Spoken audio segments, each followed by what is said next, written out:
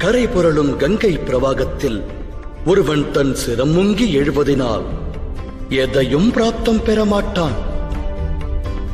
ஆனால் பாவங்களை தொலைத்து நல்வழியை வேண்டி முங்கினால் அவனுக்கு கங்காஜலம் முக்தியை நல்கும். பார்த்தா, சிந்தித்துப் பார் அர்ஜுனா.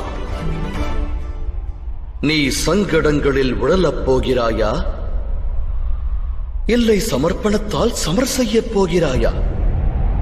உண்மையில் மனிதனோடு தொடர்புடையது கர்மங்கள் அல்ல, அந்த கர்மங்களோடு சம்பந்தப்பட்ட ஆசைகளே ஆகும். எவ்வாறு மாதவா?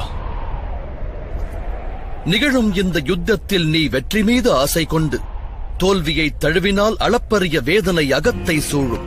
அந்த வேதனை உன்னை ஏனைய காரியங்களை செய்ய தூண்டும். ஆதலால் நீ மறுஜென்மம் எடுப்பாய்.